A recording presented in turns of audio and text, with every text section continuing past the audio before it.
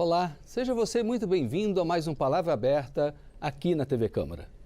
A prevenção do sofrimento psíquico entre jovens é um dos temas mais atuais e complexos quando se observa a saúde mental da população brasileira.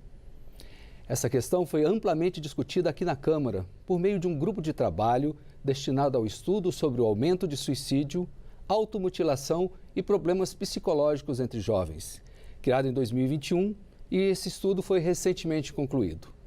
Ele resultou num projeto de lei. Eu sou William França e é sobre essa proposta que, entre outras medidas, cria um comitê gestor da Política Nacional de Prevenção da Automutilação e do Suicídio, que eu converso agora com a relatora em plenário desse projeto, deputada Soraya Santos, que representa o estado do Rio de Janeiro pelo PL. Deputada, seja muito bem-vinda ao Palavra Aberta. Obrigada, William. É um prazer estar aqui com você. Cumprimentar todas as pessoas que estão assistindo esse programa e dizer que, finalmente, a mídia começou a tratar mais diretamente desse tema, assim como o parlamento, porque esse tema envolve um tabu muito grande e um desconhecimento também. E tratar desse assunto na mídia, nas escolas, na saúde pública, ele começa a formar uma cadeia de proteção a esses jovens que estão sofrendo muito. Então, eu queria cumprimentar e parabenizar. Obrigado. E justamente esse é o intuito desse projeto que a senhora foi relatora em plenário, né? Aumentar esse nível de conhecimento, de disseminação da informação nas escolas, começando com tratando do tema com crianças e adolescentes, claro que dentro da sua ótica e guardadas os devidos cuidados, e também junto aos órgãos de saúde para que eles se atentem mais ao tema, não é isso?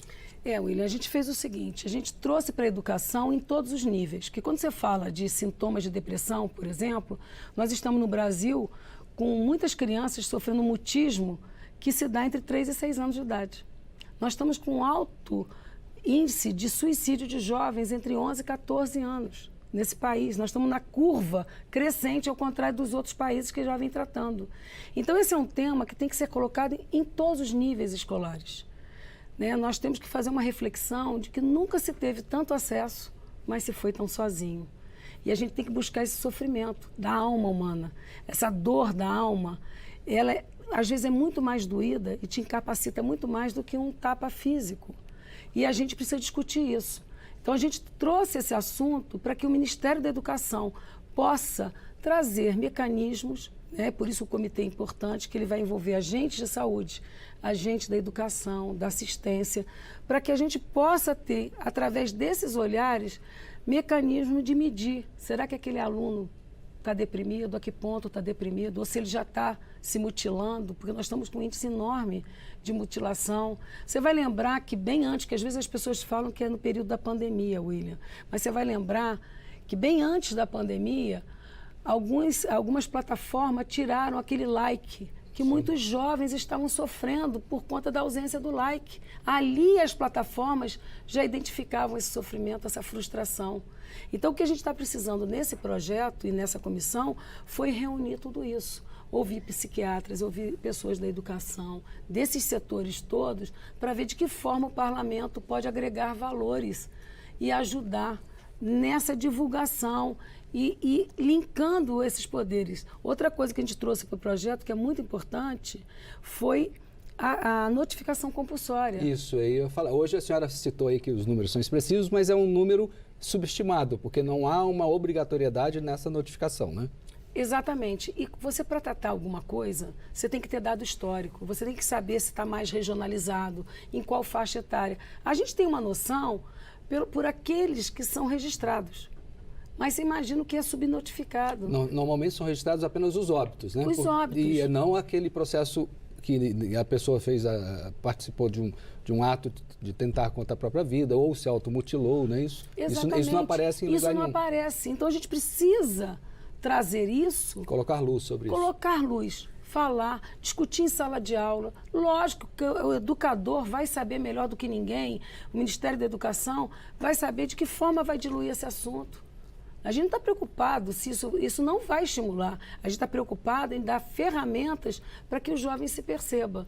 Se a gente fizer uma comparação, por exemplo, quando a gente tratou do feminicídio, que é um crime evitável, aliás, eu acho que é o primeiro e único crime que eu conheço assim evitável, se a rede de proteção funcionasse. E muitas vezes é a ausência da informação. Quando você começa a levar palestras para a sala de aula, o próprio aluno faz o gatilho. Ele se vê naquela situação. Então, às vezes, você percebe alguém da sua família, às vezes você percebe um colega do lado. O próprio professor vai ter mecanismo, eu espero que em breve, de um questionário que, na avaliação, já vai mostrar que está tendo algum sofrimento que ele não percebe. O projeto da qual a senhora foi relatora, ele enfatiza muito a necessidade de fazer capacitação de educadores e de profissionais de saúde, não é isso? Perfeitamente. Tanto que a proposta inicial era de educação, não é educação, é capacitação. Veja, os agentes de saúde, eles são muito bons naquele aspecto da educação em outro, da assistência em outro. Quando você faz um comitê, você consegue trazer mecanismo que pode ser divulgado para todos os setores.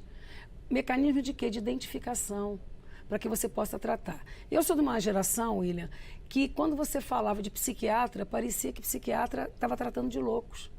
Gente... Quando se tratava de falar a palavra câncer, né, muitos antigos sequer mencionavam essa palavra por um tabu, por um receio, não é isso? Exatamente. E isso está muito amarrado no subconsciente, como se tivesse um tabu induzindo que a pessoa era incapaz. Não.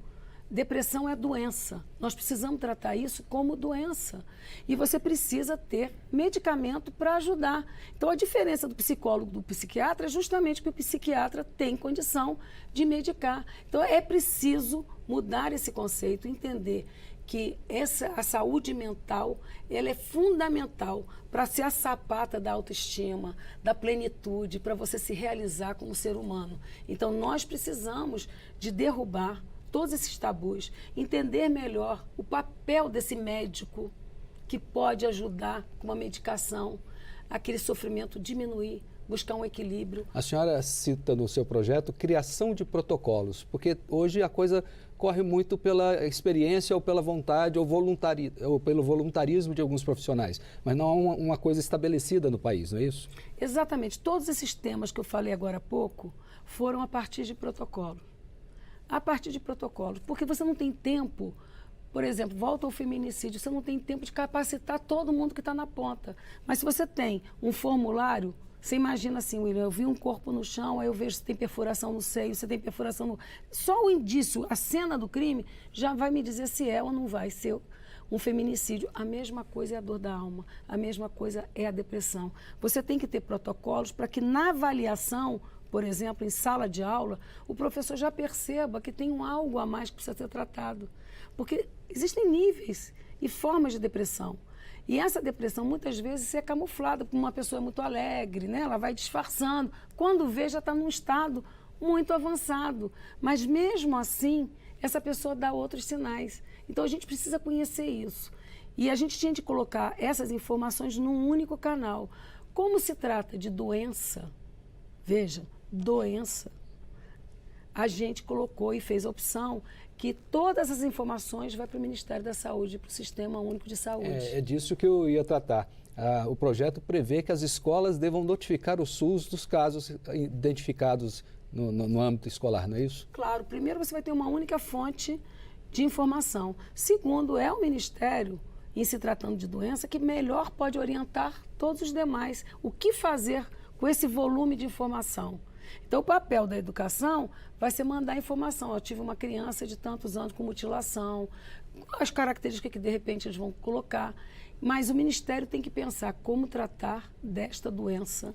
Que é uma questão de saúde mental que abrange outras áreas também. A senhora falou rapidamente aí da pandemia. Muito se diz que a pandemia agravou todos esses problemas mentais, não é isso? Na verdade, a pandemia deu luz. Por exemplo, a pessoa diz assim, aumentou o nível de violência doméstica, ou violência contra a criança ou contra o idoso. William, o agressor estava dentro de casa. Então, aumentou porque estava dentro de casa, né? Melhorou porque a gente criou protocolo de você poder fazer um boletim por online, não ter que ir, porque o agressor estava dentro de casa, você não podia nem sair. Assim vai ser essa questão da saúde mental. Você tem que ter protocolos e mecanismos, senão não vai ter jeito de você tratar. Porque o que eu quero te dizer é que no Brasil nós estamos vivendo uma verdadeira pandemia. Não aquela que nós passamos, uma pandemia emocional. A Covid, eu volto a dizer, ela não agravou, ela deu luz, porque às vezes o pai e a mãe não percebiam, porque eles estão... No corre-corre do dia a dia, nem sobre... dia a dia. E aí você começa a ver, quando eu falo que nunca se teve tanto acesso e foi sozinho, às vezes você está numa escola, grupo de pais, que discute a avaliação do aluno pelo WhatsApp. Então eles não estão percebendo uma série de detalhes. Quando a criança está dentro de casa, ele começa a perceber. Se você olhar, por exemplo, fazendo um paralelo, nós aumentamos enormemente o registro de autismo. Será que as crianças ficaram autistas na pandemia? Ou as campanhas, os protocolos chamaram a atenção dos pais que estavam no dia a dia com as crianças? Passaram a enxergar características, no caso, típicas do autismo. Típicas do autismo. Assim está sendo a doença, essa dor da alma. Nós precisamos entender que essas ferramentas de internet, elas têm que nos aproximar e não nos afastar. Também eu ia tratar desse tema, o nosso tempo já está acabando, mas é importante a gente falar que as empresas provedoras de conteúdo digital devem também cuidar desse assunto, não é isso? Eles já, inclusive, vêm cuidando. Quando eles percebem, por exemplo, em várias situações, como eu venho acompanhando, assuntos de pedofilia, eles já vão lá e tiram. Essa tentativa de suicídio, ou pessoas com palavras-chave, eles tiram. O que a gente quis colocar no projeto, até como forma de valorização do que a política dessas plataformas vem contribuindo para a área social. Então, nós temos que juntar todos esses entes públicos, o ente privado e a sociedade civil. Nessa hora vai dar certo. Muito bem. Deputada, é importante também que a gente aproveite esse momento aqui para falar dos canais que já existem, estão disponíveis para aquelas pessoas que, por algum motivo, estão passando por alguma dor, têm uma necessidade de conversar. Esses canais já existem, o mais acessível deles, o mais comum, é o CVV, o Centro de Valorização da Vida, não é isso? Isso, e a gente precisa divulgar e falar para as pessoas, não tenham dúvida, denuncie, não é denúncia, na verdade registrem, peçam ajuda, porque isso é um assunto que todos nós temos dificuldade de lidar. Nós estamos falando aqui de uma dor muito profunda do ser humano, seja ele criança, adolescente ou adulto. O índice de suicídio entre adultos também é muito grande. Entre idosos também, né? Muito grande. Então, deputada, para acessar o CVV, basta ligar 188, é uma ligação gratuita, ou também pode acessar pelo site www.cvv.org.br, não é isso? É isso. Deputada, eu gostaria de agradecer muito a sua presença aqui no Palavra Aberta. Mais uma vez eu te agradeço e parabenizo pelo tema. Nós não podemos tratar esse tema com tabu, nós precisamos ajudar as pessoas a se informarem melhor. E a mídia é um grande fator de transformação cultural da sociedade. Eu me despeço aqui agradecendo também a sua audiência. Quer saber mais detalhes sobre o projeto de lei 2847 de 2022, este sobre o qual conversamos aqui, ou mesmo sobre todas as outras discussões do Parlamento? Acesse o nosso portal na internet, câmara.leg.br. Convido você também a participar e acompanhar nossos assuntos nas redes sociais da Câmara, pelo Twitter, Facebook, Instagram e TikTok. Novamente, muito obrigado por sua atenção.